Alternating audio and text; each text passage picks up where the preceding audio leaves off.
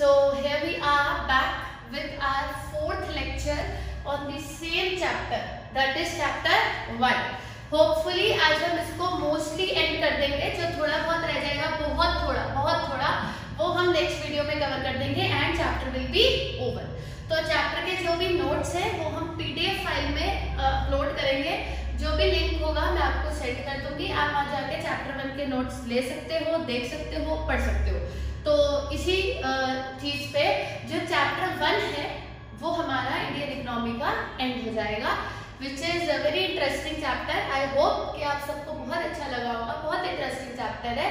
Chapter याद होगा, याद है क्या था? Indian economy on the eve of independence. अब आप बोलो Indian economy on the eve of independence, कि जब इंडिया इंडिपेंडेंट हुआ तो इंडिया की क्या सिचुएशन थी. याद है 6 सेक्टर्स की सिचुएशन पढ़नी थी 15 अगस्त 1947 को, जिसमें से हमने 3 सेक्टर्स पिछली 3 वीडियोस में पढ़ लिए और ये हमारा 4th लेक्चर है. ठीक है जी. अब देखिए 3 सेक्टर्स पढ़ लिए. 3 सेक्टर की सिचुएशन पढ़ने में 3 लेक्चर लगे, 3 रह गए, तो 3 लेक्चर और लगेंगे? नहीं लगेंगे, क्योंकि जो आगे के 3 सेक्टर्स हैं वो बहुत छोटे छोटे हैं, तो आपको फटाफट से समझ में आ जाएंगे. ठीक है जी. इसी वीडियो में तीनों सेक्टर समझ आ जाएंगे, तो बहुत ध्यान से समझना. पहले एक रिकैप दे दूं मुझको फटाफट से. कौन से 3 सेक्टर्स मैंने आपको पढ़ा दिए थे? बी क्विक, एग्रीकल्चर, इंडस्ट्रियल और फॉरेन ट्रेड. 3 सेक्टर्स पढ़ा दिए थे. एग्रीकल्चर सेक्टर की सिचुएशन 1947 में क्या थी? What was the situation of an agriculture sector in 1947? फटाफट से 3 पॉइंट्स बोलो जल्दी से. चलो बी क्विक. पहला point, low level of productivity. बहुत ज्यादा क्या लगाना पड़ता था? इनपुट, और आउटपुट बहुत कम आता था. Number 2, commercialisation of agriculture. Britishers जबरदस्ती हमारी लैंड पे कैश क्रॉप्स ग्रो करते थे अपने पैसे कमाने के लिए, जिसकी वजह से हमारी लैंड की फर्टिलिटी खत्म होती जा रही थी. And third is zamindari system. मैंने हर लेक्चर में रिकैप दिया है, ठीक है, तो मुझे लगता है कि अब आपको बहुत अच्छे से याद हो जाना चाहिए. Low level of productivity, commercialisation of agriculture and zamindari system. What was zamindari system? It was a circle, square और a triangle. Be quick. Zamindari system जल्दी. Zamindari system was a triangle between dash dash and dash, क्योंकि triangle के 3 points होते हैं. Between zamindars, tenants and British government. कौन किसको exploit किया करता था? जमींदार्स टेनेंट्स को एक्सप्लॉइट किया करते थे. किसकी मदद से? ब्रिटिश गवर्नमेंट की मदद से. और वो टेनेंट से रेंट भी ले लेते थे और उनका क्रॉप भी ले लेते थे. नहीं पढ़ा था? याद आ गया होगा. This was zamindari system. इसीलिए हमारा एग्रीकल्चर सेक्टर 1947 में बहुत बैकवर्ड था, क्योंकि लो लेवल ऑफ प्रोडक्टिविटी थी, कमर्शियलाइजेशन ऑफ एग्रीकल्चर हो गया था और जमींदारी सिस्टम. क्लियर? और कुछ सालों तक एग्रीकल्चर सेक्टर बहुत ज्यादा स्टेगनेंट रहा. ये 2 वर्ड्स याद कर लो कि सारे सेक्टर्स बैकवर्ड रहे और काफी सालों तक स्टेगनेंट रहे. किसी में भी कोई तरक्की कुछ खास नहीं देखी गई. Clear? Industrial sector, we had 3 types of industries: handicraft, capital goods, other goods. handicraft industry में उन्होंने हमसे हमारा क्या ले लिया? रॉ. फिर वो उसे कहाँ ले गए? ब्रिटेन. ब्रिटेन जाके उसके क्या बनाए? Finish goods. मैं भी याद कर रही हूँ. हाँ, ब्रिटेन जाके उसके क्या बनाए? Finish goods. आप भी याद करो. ब्रिटेन जाके उसके फिनिश गुड्स बनाए. कैसे? हाथों से, हैंडमेड और मशीन मेड. हैंडमेड, बट वो लगते कैसे थे? Machine made. Sorry, machine made but लगते कैसे थे? हैंडमेड. उल्टा हो गया. हाँ, बनाए कैसे थे? Machine made. लगते कैसे थे? हैंडमेड. तो फिर जब वो वापस आए तो इंटरनेशनल मार्केट और डोमेस्टिक मार्केट दोनों ही इंडियन हैंडीक्राफ्ट गुड्स की खत्म हो गई, क्योंकि उनके गुड्स हमारे गुड्स से सस्ते थे और लगते भी हैंडमेड ही थे.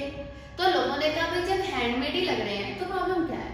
तो इंटरनेशनल बाजार में भी उनके गुड्स की डिमांड ज्यादा थी और डोमेस्टिक बाजार में भी उनके गुड्स की डिमांड ज्यादा थी, और हमारी हैंडीक्राफ्ट गुड्स की इंडस्ट्री पूरी तरीके से एक्सप्लॉइट हो गई थी.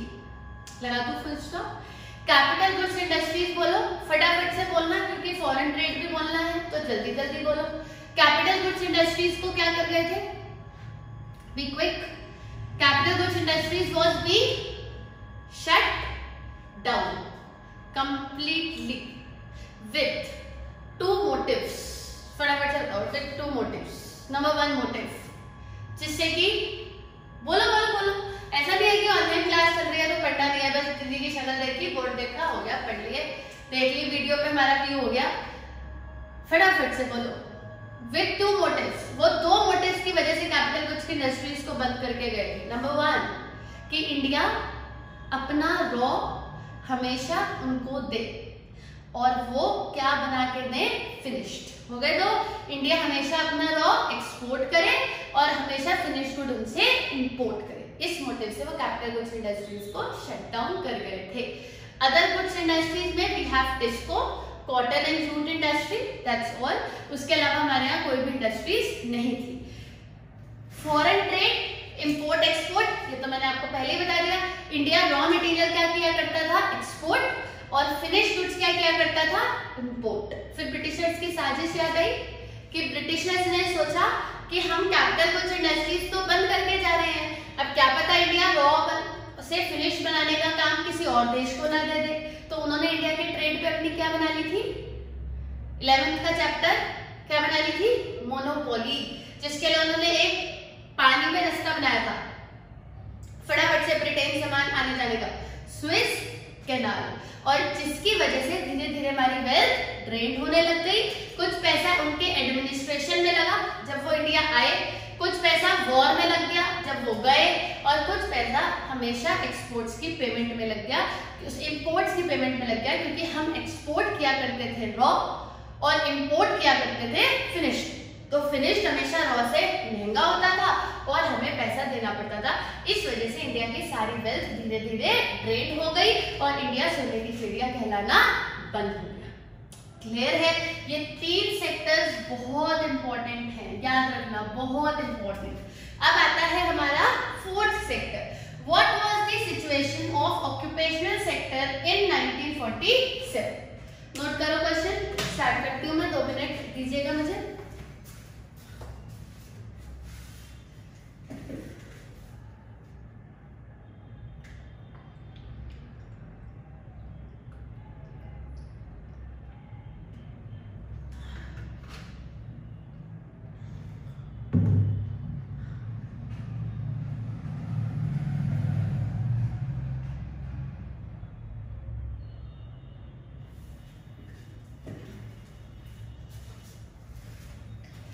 डन।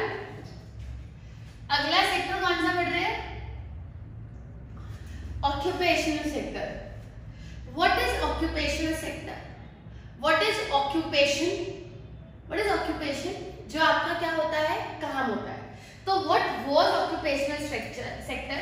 ऑक्यूपेशनल सेक्टर मतलब डिस्ट्रीब्यूशन ऑफ, लिख लो, distribution of population into 3 sectors। कौन से 3 सेक्टर्स होते हैं?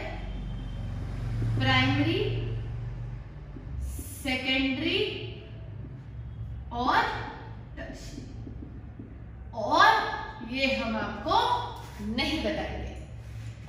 प्राइमरी, सेकेंडरी, टर्शियरी क्या होता है ये तो नहीं बताएंगे, क्योंकि ये तो 11th में बता दिया था कि इंडस्ट्रीज 3 होती हैं, प्राइमरी, सेकेंडरी, टर्शियरी। कुछ लोग प्राइमरी इंडस्ट्री में काम करते हैं। What do you mean by कुछ लोग प्राइमरी इंडस्ट्री में काम करते हैं? प्राइमरी इंडस्ट्री वाले वो होते हैं जो बेटा जी एग्रीकल्चर का काम करते हैं। एग्जाम्पल है, ठीक है? एग्जाम्पल क्यों? क्योंकि प्राइमरी के 2 पार्ट होते हैं, एक्सट्रैक्टिव और जेनेटिक, पर हम डिटेल में नहीं जा रहे हैं। तो primary sector is something which is related to the agriculture, ठीक है? That is primary sector.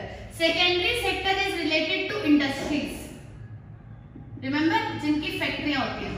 और tertiary sector is related to services, जैसे कि बैंकिंग।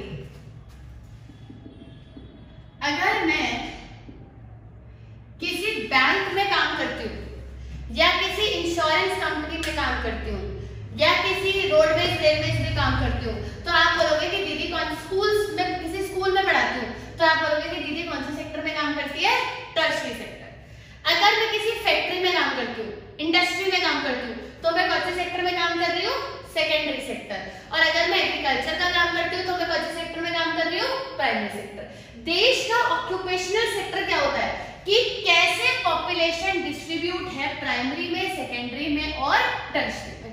मतलब कितने लोग प्राइमरी सेक्टर में हैं, कितने लोग सेकेंडरी सेक्टर में हैं और कितने लोग टर्शरी सेक्टर में है, उसको देश का कौन सा सेक्टर बोलते हैं? Occupational sector. तो अभी हम सिचुएशन किसकी पढ़ रहे हैं? ऑक्यूपेशनल सेक्टर की। इसे सेक्टर की जगह आप ऑक्यूपेशनल स्ट्रक्चर भी कर सकते हो। कर लो, लिख लो आगे ऊपर नीचे कहीं भी, situation of occupational structure. And what do you mean by occupational structure? Distribution of the population in the three sectors, primary, secondary and tertiary. कि कितने परसेंट लोग प्राइमरी में हैं, कितने परसेंट लोग सेकेंडरी में हैं और कितने परसेंट लोग टर्शरी में हैं। अच्छा, अब बात करते हैं 1947 की। आप बताओ सोच के, कौन से सेक्टर में सबसे ज्यादा पॉपुलेशन काम कर रही थी? डिस्ट्रीब्यूशन ऑफ पॉपुलेशन की जगह कुछ लोग लिखते हैं डिस्ट्रीब्यूशन ऑफ वर्कफोर्स। मैं भी लिखती हूँ, ठीक है, पॉपुलेशन मुझे भी बहुत गलत लग रहा है। Distribution of workforce. What do you mean by workforce? जो लोग काम करने के लिए रेडी हैं, जो आपके देश में एक वर्कफोर्स होती है। What do you mean by workforce?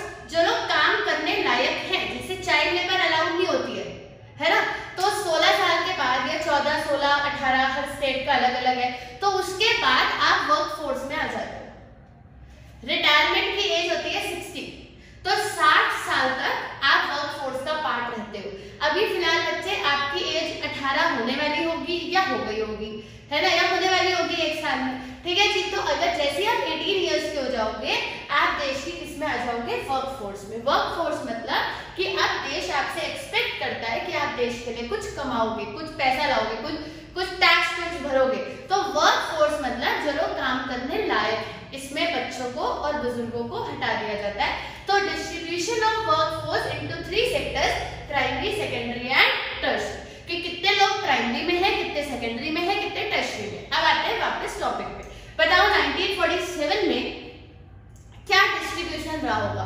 कौन से सेक्टर में ज्यादा लोग रहे होंगे? सोचो, फटाफट से सोचो। इंडस्ट्रीज में, सर्विस बैंक्स में, इंश्योरेंस कंपनीज में, स्कूल्स में या एग्रीकल्चर में? किस सेक्टर में सबसे ज्यादा लोग इंगेज्ड थे 1947 में? और वही मेरा फर्स्ट पॉइंट है, तो फटाफट से सोच लो। डोमिनेंस ऑफ, आगे आप बताओ कौन सा सेक्टर सबसे ज्यादा डोमिनेटिंग रहा होगा? डोमिनेटिंग तो यू ऑल अंडरस्टैंड ना, किस सेक्टर में सबसे ज्यादा लोग रहे होंगे?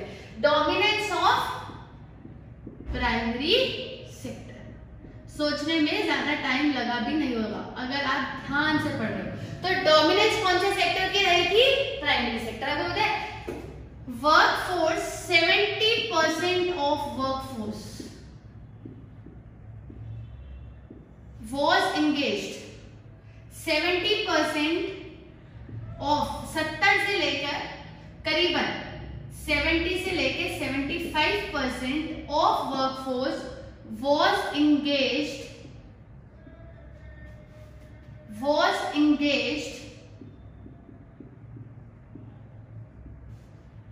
in agriculture. ये मैं आपको कौन से ईयर की बात बता रही हूँ?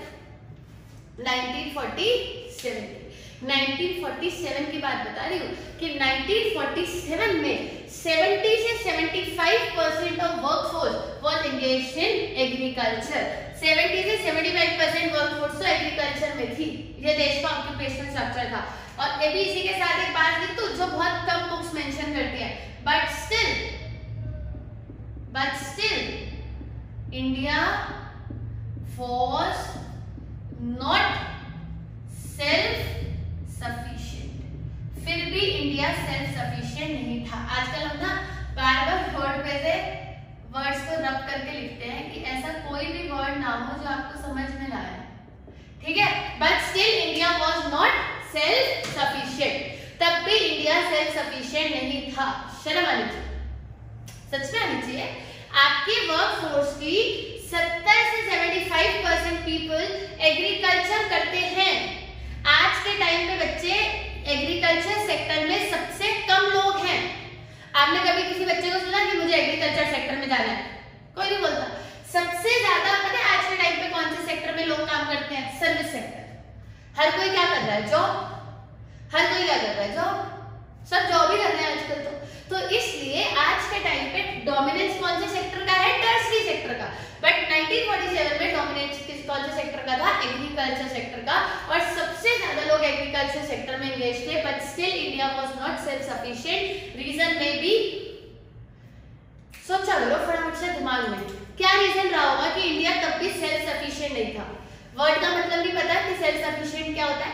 सेल्फ सफिशिएंट मतलब तब भी हम अपने आप में काबिल नहीं थे और तब भी हमें अनाज इंपोर्ट करना पड़ता था। अब सीख जाओ इस वर्ड को, व्हाट इज सेल्फ सफिशिएंट? तब भी इंडिया को अनाज इंपोर्ट करना पड़ता था। इतना प्रोडक्शन नहीं हो पाता था कि हम इंडियंस लोगों का पेट भर दे। भाई ऐसा क्या खाते थे इंडियंस जो आप बना नहीं पाते थे? मतलब 100% पॉपुलेशन में से 70% लोग एग्रीकल्चर कर रहे हैं, बट फिर भी वो इतना अनाज नहीं बना पा रहे हैं कि 100% लोग खा पाए। क्लियर? तब भी कम बन रहा है और इतना कम बन रहा है, डिमांड इतनी ज्यादा थी, मतलब बन तो कुछ रहा ही नहीं था, तो तब भी हमें इंपोर्ट करना पड़ता था। हमें गेहूं, चीनी, चावल, आटा ये सब चीजें इंपोर्ट करनी पड़ती थी। इतना अनाज भी देश में नहीं बन पाता था। India was not self sufficient. क्या आप बता सकते हैं कि इंडिया सेल्फ सफिशिएंट क्यों नहीं था जब इतने सारे लोग एग्रीकल्चर करते थे? आप सब जानते हैं कि इंडिया एग्रीकल्चर इकोनॉमी रहा है शुरू से ही, या हर कोई खेती बाड़ी ही करता है। तो जब पहले सब लोग खेती बाड़ी ही करते थे तो किसान अमीर क्यों नहीं होता? ये समझ नहीं आया मुझे आज तक। जैसे फॉर एग्जाम्पल इंडिया में लोग सालों साल, मतलब उनके दादा परदादा एंसेस्टर्स मतलब खेती बाड़ी ही कर रहे हैं, बट हमने कभी नहीं सुना कि फार्मर ऑडी ले आया। प्रॉब्लम कहाँ है कि आज भी इंडिया में, अब तो चलो कम लोग करते हैं, लेकिन उस टाइम पे 70 से 75% लोग एग्रीकल्चर में एंगेज थे, बट फिर भी इंडिया सेल्फ सफिशिएंट नहीं था बेटा जी। ड्यू टू एग्रीकल्चर में सबसे मेन क्या होता है? क्या होता है एग्रीकल्चर की जान? धरती मेरी माँ है। तो मेन क्या होता है? लैंड। जब ब्रिटिशर्स ने लैंड पे ड्रग्स उगा दिए थे तो लैंड तो बच्चे अनफर्टाइल हो चुका था। Remember, low level of productivity, commercialisation of agriculture, उन वजह से इतने सारे लोग एग्रीकल्चर सेक्टर में एंगेज होने के बावजूद भी इंडिया सेल्फ सफिशिएंट नहीं था। अब बात करते हैं बाकी दो सेक्टर्स की, सेकेंडरी सेक्टर की और टर्शरी सेक्टर की। इनमें तो कुछ खास लोग थे नहीं बच्चे, तो बात क्या करें, क्योंकि 70 से 75% लोग तो यही थे। जो बचे 20-25% वो सेकेंडरी और टर्शरी में थे। लेकिन कुछ जगह, एक और चीज जो मैं आपको ऑक्यूपेशनल स्ट्रक्चर के बारे में बताना चाहूंगी कि कुछ जगह रीजनल इम्बैलेंसेस हो रहे थे। What do you meant by regional imbalances? कुछ स्टेट्स में रीजनल इम्बैलेंसेस हो रहे थे। What is regional imbalances? कि कुछ states, some states like UP, Punjab, यहाँ क्या हो रहा था? लोग टर्शरी सेक्टर को छोड़ रहे थे, टर्शरी और सेकेंडरी से कहां शिफ्ट कर रहे थे? प्राइमरी। मतलब जो लोग ऑलरेडी सेकेंडरी और टर्शरी में थे वो भी प्राइमरी में शिफ्ट कर रहे थे। पूरा चैप्टर में लिंक्ड होता है। क्यों शिफ्ट कर रहे थे? क्योंकि सेकेंडरी इंडस्ट्री होती है। जब इंडस्ट्री सेक्टर ही खत्म हो गया, हैंडीक्राफ्ट खत्म हो गई, दिमाग में लाया करो बातों को, capital goods industries shut down हो गई, तो उन्होंने कहा हम करें क्या? तो कुछ जगह ऐसा हो रहा था कि ये लोग कहाँ शिफ्ट कर रहे थे? प्राइमरी में। और some states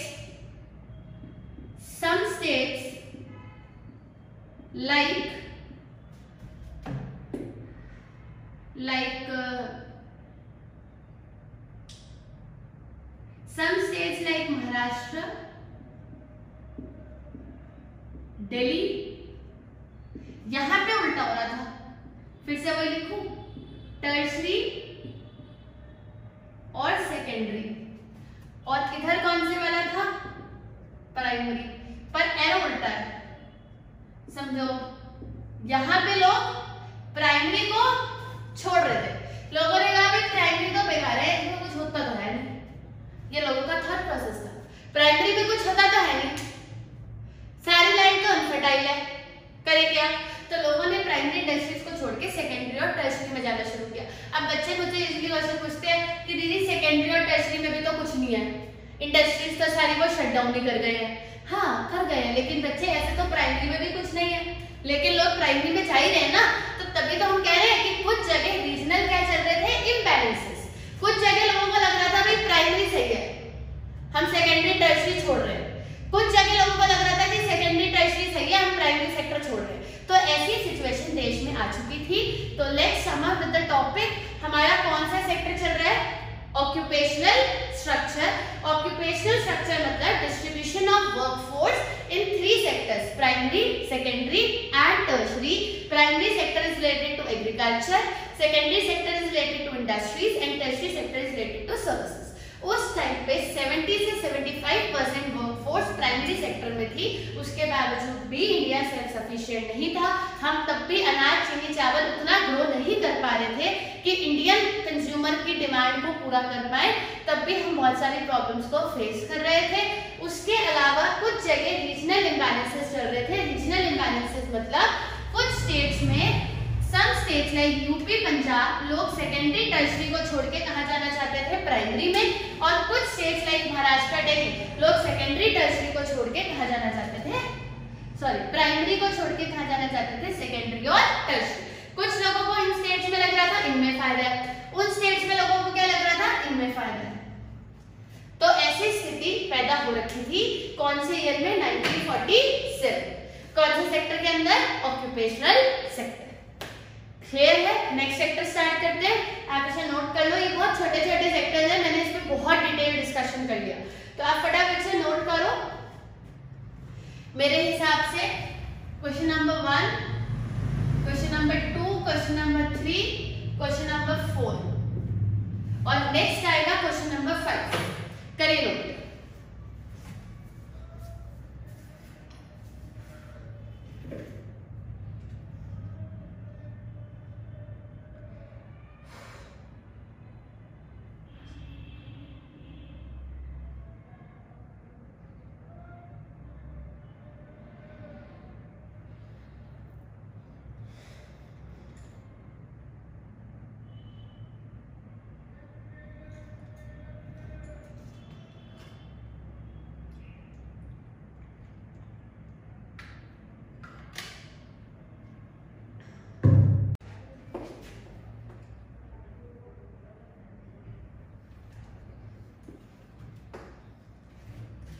नेक्स्ट सेक्टर की तरफ चलते हैं। आई होप ये क्लियर हो चुका। नेक्स्ट आएगा डेमोग्राफिक फीचर्स। देखिए जी, कॉपी में फटाफट से यहाँ पे चेंज कर लेते हैं। देखो देखो देखो,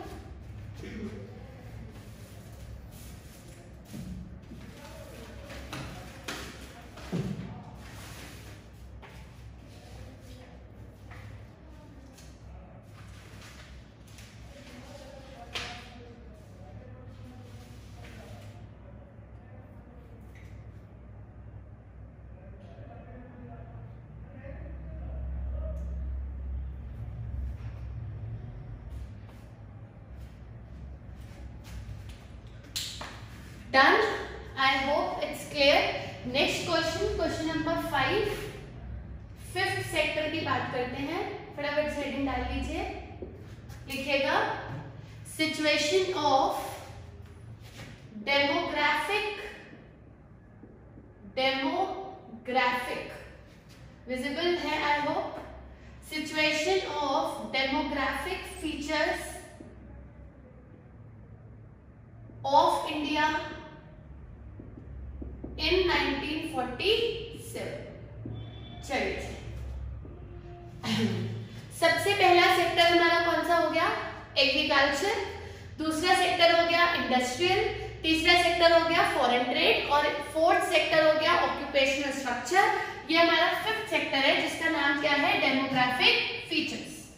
what do you mean by demographic features? Demographic features means कि आप अपने इंडिया के बारे में, जैसे आपने एग्रीकल्चर वाले सेक्टर में सिर्फ किसके बारे में बताया? एग्रीकल्चर। फिर इंडस्ट्रियल सेक्टर में आपने किसके बारे में बताया? इंडस्ट्रीज। फॉरेन ट्रेड में आपने किसके बारे में बताया? Import export. ऑक्यूपेशनल स्ट्रक्चर में आपने किसके बारे में बताया कि how population is divided into 3 sectors, primary, secondary and tertiary. अब हम किसकी बात कर रहे हैं? Demographic features.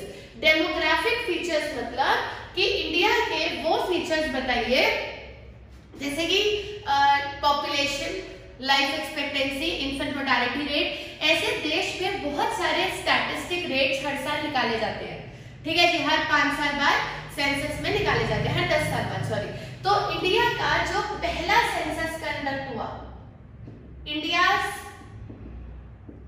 फर्स्ट सेंसस, वैसे बेटा जी सेंसस हर 10 साल बाद होता है जिसमें पूरी पॉपुलेशन को स्टडी करा जाता है और बहुत सारी चीजों को कैलकुलेट करा जाता है। कौन सी चीजों को कैलकुलेट करा जाता है वो मैं आपको भी बताती हूँ। But India's first census was calculated, India's first census was done in 1881.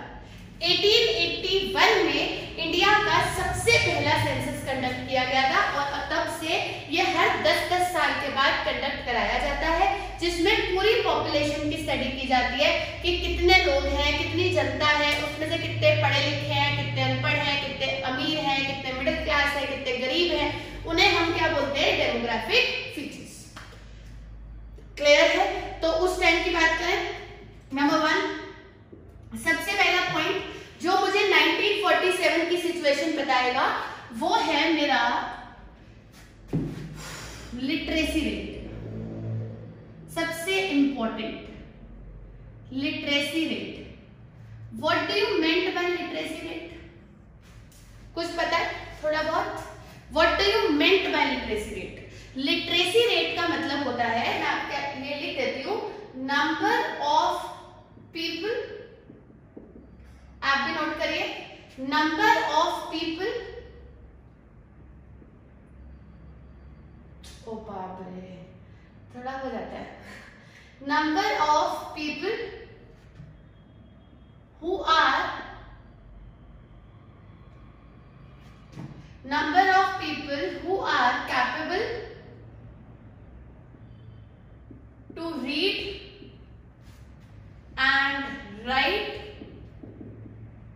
in any language. Number of people here, number of people which are able to read and write in any language per 100 people. 100 में से कितने लोग लिख सकते हैं और read कर सकते हैं किसी भी लैंग्वेज में, ठीक है? अब उसे हम इंडिया का लिटरेसी रेट की परिभाषा बोलते हैं। तो 1881 में सबसे पहले सेंसस हुआ था, उसके बाद दोबारा हुआ 1891 में, यानी हर 10-10 साल के बाद सेंसस होता है। तो 1947 के सेंसस के अकॉर्डिंग, जो जब तब का जो लेटेस्ट सेंसस था उसके अकॉर्डिंग लिटरेसी रेट जो इंडिया का था वो था 17%। The literacy rate of India was 17% at the time of independence.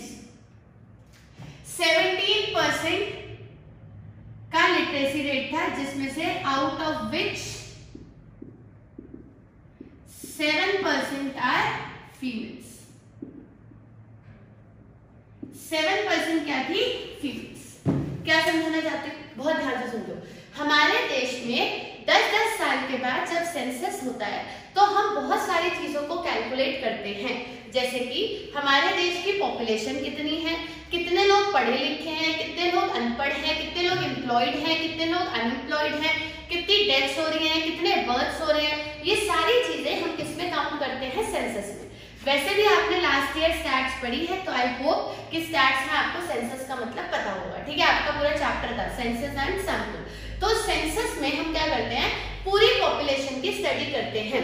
तो हम एक फैक्टर उठा रहे हैं 1947 की सिचुएशन देखने के लिए, जिस फैक्टर का नाम क्या है? Literacy rate. What was the situation situation of literacy rate when India got independent. तो उससे पहले हम ये सीख रहे हैं कि हमारे देश में लिटरेसी की परिभाषा क्या है। हमारे देश में लिटरेसी की परिभाषा ये है, आपको नहीं लगता कि बहुत टुच्ची, बहुत छोटी परिभाषा है? लिटरेसी मतलब कौन सा आदमी को आप लिटरेट बोलते हो? पढ़ा लिखा बोल लो, पढ़ा लिखा एक होता है एजुकेटेड, ठीक है। एडुकेटेड का मतलब होता है कि आप बहुत पढ़े लिखे हो, आपने ग्रेजुएशन करा है, पोस्ट ग्रेजुएशन 10th 12th, तो हम आपको बोलते हैं you are educated. What is literate? Literate मतलब जो किसी भी भाषा में लिखना और बोलना जानता हो। मैं तो ये कहती हूँ कि बेटा जी जो आपकी मदर टंग होती है उसमें तो वैसे भी यूजुअली हर आदमी बोलना और लिखना जल्दी जान जाता है, जैसे कि हिंदी हो गई, हम लोग हिंदी में जल्दी सीख जाते हैं, है ना। अमेरिकन इंग्लिश में जल्दी सीख जाते हैं लिखना बोलना।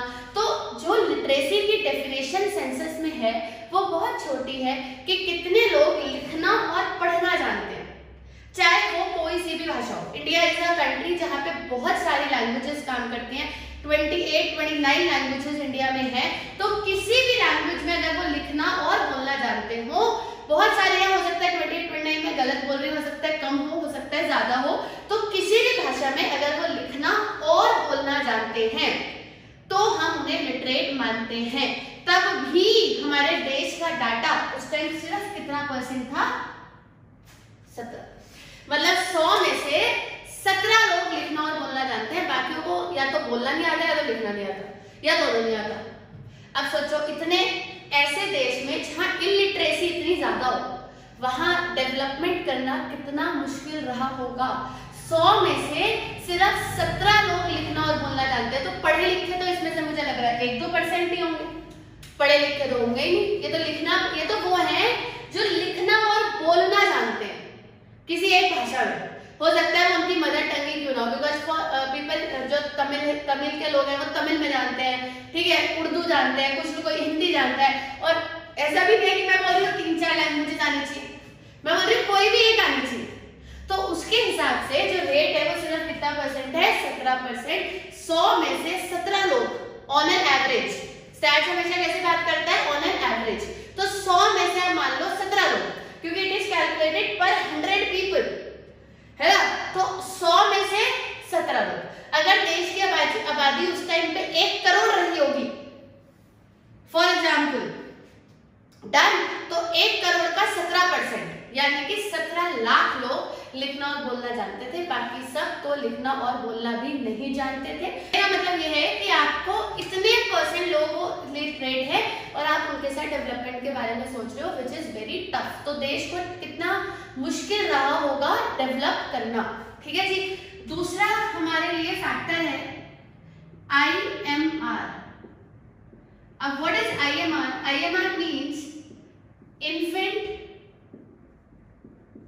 Mortality rate.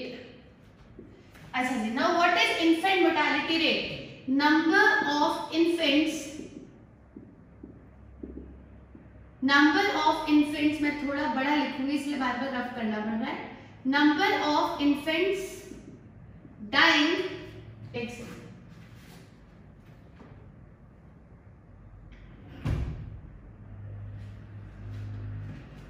आप इन्फेंट्स की जगह कर लो number of babies.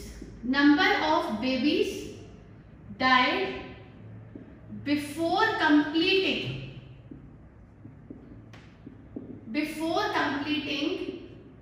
1 year of their age। करिए नोट। What is IMR? Infant mortality rate। And what is infant mortality rate? Infant mortality rate means number of babies died before completing 1 year of their age। जो बच्चे अपनी as का 1 साल पूरा करने से पहले जिनकी डेथ हो जाती है उन्हें हम IMR में काउंट करते हैं, इन्फेंट मोर्टालिटी रेट में। तो उस टाइम क्योंकि प्रॉपर मेडिकल नहीं था, ठीक है, क्योंकि proper, what is infant? Infant means जो छोटे बच्चे होते हैं।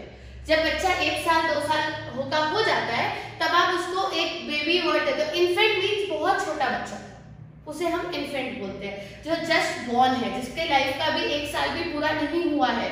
तो बेटा जी ऐसे बच्चे जो 1 साल पूरा करने से पहले डेथ हो जाती थी जिनकी, पर 1000 पे, ये 1000 में कैलकुलेट होता है, ये 100 में के हिसाब से कैलकुलेट होता है।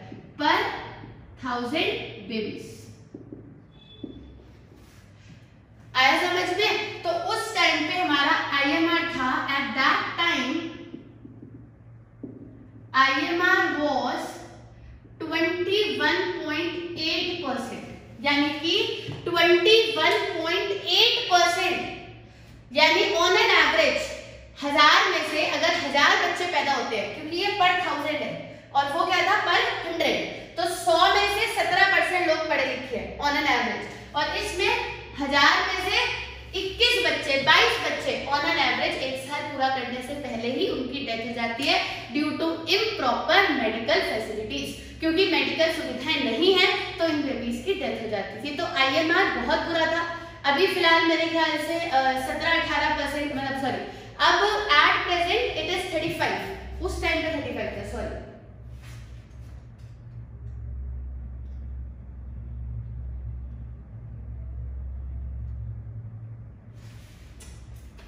डन, ओके जी।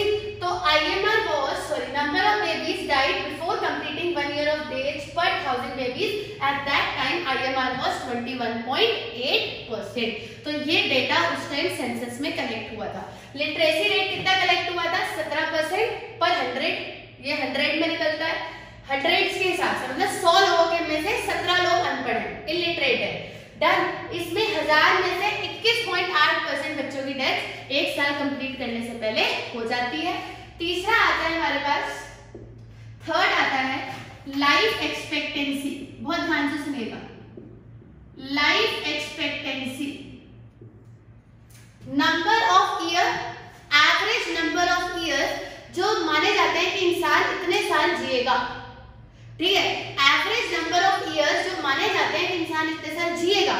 तो life expectancy in 1947 it was 32 years. हम ये एक्सपेक्ट करते थे कि ऑन एन एवरेज एक इंसान 32 इयर्स ही जी पाएगा, क्योंकि उसके बाद अगर उसे कोई भी प्रॉब्लम होती है तो देश में कोई मेडिकल कंडीशंस नहीं है, खाने पीने को नहीं है, तो ऑन एन एवरेज 32 इयर्स की लाइफ एक इंसान लेगा। और now it is 62 or 63 years approx। Done. तो तीन बातें बताई मैंने आपको। 1881 में सबसे पहला सेंसस कंडक्ट किया गया जिसमें पॉपुलेशन की स्टडी हुई। डेमोग्राफिक फीचर्स में पहला आता है लिटरेसी रेट, कितने लोग लिखना और बोलना जानते हैं किसी भी भाषा में पर 100, जो कि 17% था, जिसमें से 7% फीमेल्स थी। क्लियर। अगला आता है IMR, infant mortality rate, number of babies जो एक साल पूरा करने से पहले जिन बेबीज की डेथ हो जाती है, जो रेशियो कितना परसेंट चल रहा था? 21.8%। लाइफ एक्सपेक्टेंसी वाज 32 इयर्स, कि कितने साल एक नॉर्मल पर्सन जिएगा, that was only 32 years. And last is poverty, poverty you all understand, गरीबी and unemployment. Unemployment means, remember, बेरोजगारी। They were at its peak, बिल्कुल पीक पे थे, बेरोजगारी और गरीबी। तो ये कुछ डेमोग्राफिक फीचर्स थे देश के। मैंने आपको कहा था कि आगे के जो सेक्टर्स हैं वो बहुत छोटे छोटे। तो डेमोग्राफिक फीचर्स देश के क्या थे? Literacy rate, number of people who can read और write in any language, it was just 16%, 17% approx, लिख लीजिएगा। Out of which 7% are females. IMR कितने बच्चे अपनी लाइफ का एक साल कंप्लीट करने से पहले जिनकी डेथ हो जाती है, that was only 21.8%। Life expectancy was only 32 years and poverty and unemployment was at its peak. इसलिए ऐसा कहा जाता है कि 1947 में इंडिपेंडेंट हुआ इंडिया, एक ईयर है 1921 is called as year of great divide। क्यों? क्योंकि इसके बाद after that, because after this year India entered into second phase of